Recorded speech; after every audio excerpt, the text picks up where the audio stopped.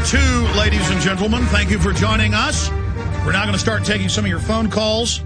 Then later, I'm going to get back into more of the police state news that we haven't even gotten to. Al Gore in a lot of trouble, being shouted down at the Apple shareholder board meeting by many of the people that got up to the microphone. That is in the news by his own shareholders. He's on the board of Apple. The latest on ClimateGate and what's happening in Chile. It is all coming up today. But we're also going to take a lot of calls in this hour. Donald in Tennessee, thanks for holding. You're on the air. Yes, sir. The U.S. Constitution says that money bills are supposed to pass or originate in the House. It looks like to me that the TARP bill at least failed initially in the House and then went to the Senate and it kind of... That's right. That was a violation, and Congress is over the issuance of currency and credit, but the Federal Reserve says Congress is allowed no oversight. It's just all lawless criminality. Well, it seems like Congress is giving up their powers to regulate the U.S. Industry. But I'll hang up and let you go on. God bless you, Donald. Great point. Absolutely. And Obama on all the carbon taxes has said, okay, the Senate won't pass my environmental tyranny bill. I'm just going to implement it through the agencies. And, oh, I can't ban BB guns or airsoft. I'll just have the ATF start arresting people and raiding them and taking the BB guns out of toy stores. I mean, they just don't care. It's a lawless group of crooks. John in Illinois, you're on the air. Go ahead.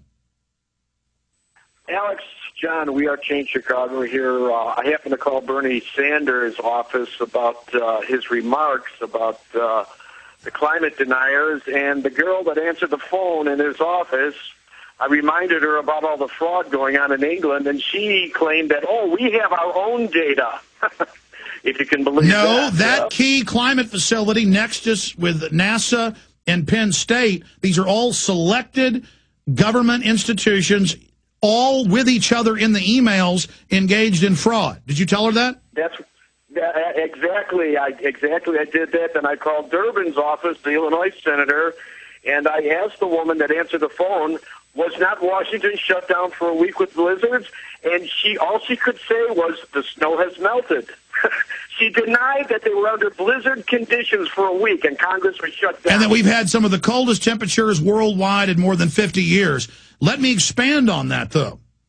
For those that don't know, Bernie Sanders said you're a Nazi, and it should basically be illegal. That's what they say in the EU. There's calls to arrest Lord Monckton for climate denial. You're not allowed your free speech. And Ben Santer at the UN admits they took out all the scientists that said man wasn't making global warming. It's come out that Pachari is engaged in all these scams, that all these other things about the ice shelves disappearing and glaciers in the Himalayas were all lies, and sea levels haven't risen. They've dropped, and polar bears' numbers are way up. They're not dying. Folks, it's all lies. All I can say is you guys did a great job in We Are Change Chicago. What's that had, like 400,000 views?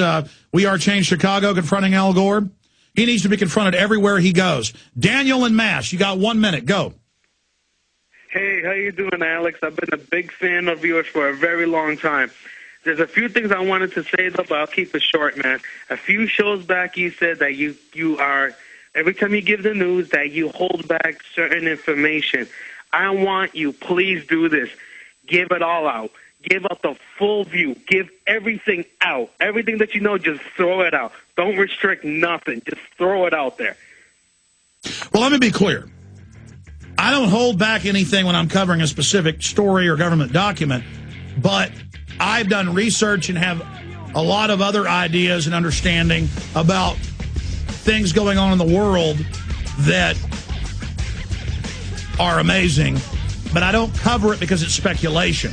That's specifically what I meant to clarify that, Daniel, but I appreciate your call. I mean, there's just some things people can't handle.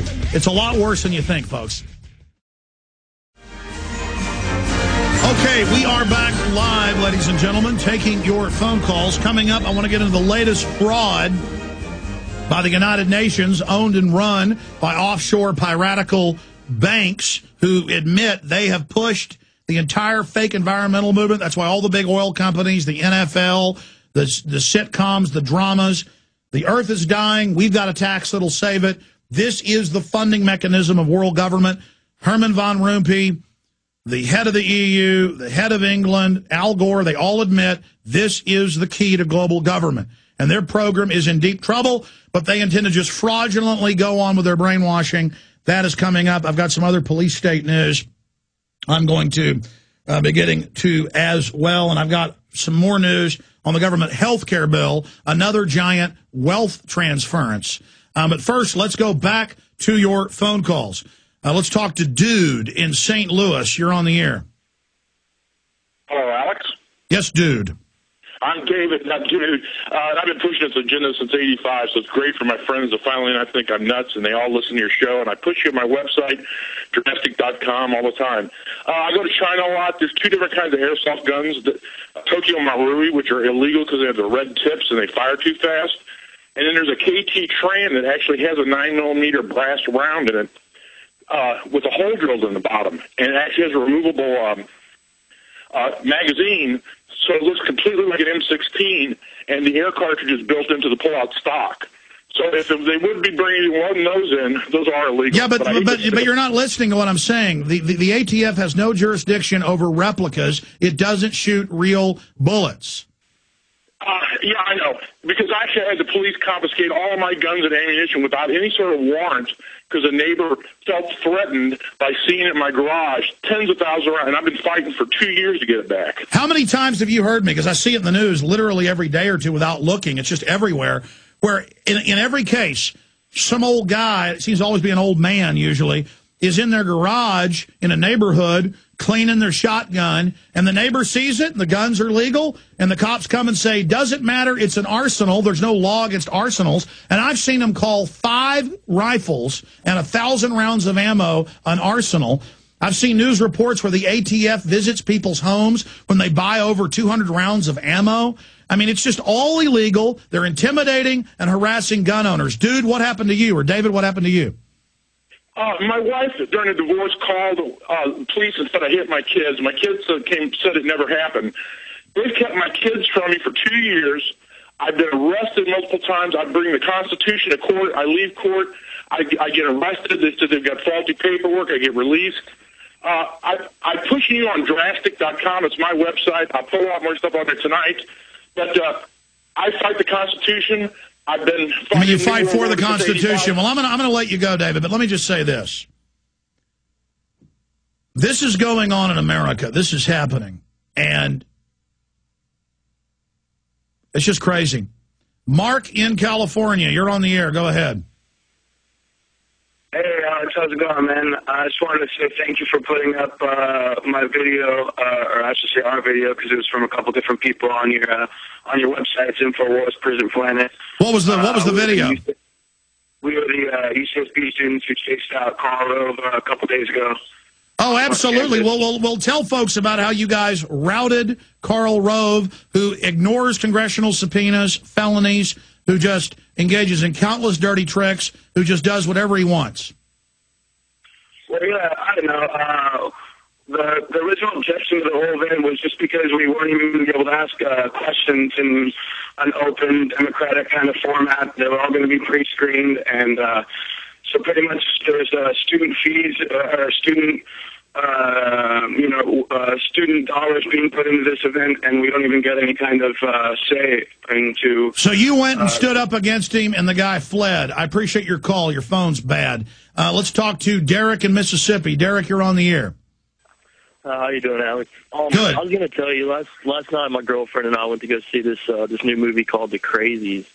And what it does is it kind of gets the people who go see it gets them acclimated to a military takeover. You see, the military and the government had surveillance over this small town throughout the whole movie. And they contaminated the water supply with a biological weapon. And then what they did was they ended up sending soldiers into the Iowa city to take families out of their homes in the middle of the night, throw them in a camp, separate families, and then they killed everyone. And in the final scene of the movie, they drop a nuclear weapon on the Iowa city. And what's the name of the movie again? Crazies. It might have just came out. No. I mean, I'm getting all these emails about it, and I appreciate your call. So I'm going to have to see it. But most of the movies that are out now that are action-adventure, the government releases a bioweapon or engages in a terror attack, and then it comes and basically rounds everyone up and then kills them. But in reality, for 5 years, secretly, and we got the documents 4 years ago, it became mainstream news 2 years ago, just Google's clergy response teams, you'll see the documents, local news reporting on it. We've got a new film, Police State 4, coming out we've been quietly producing that breaks this down, amongst other things. And I was contacted by 2 separate pastors almost 4 years ago, and they gave me the internal FEMA documents through Homeland Security where they secretly pay tens of thousands of churches nationwide to tell their flocks, go to FEMA camps, take inoculations, turn your guns in. Romans 13, it's of the Lord.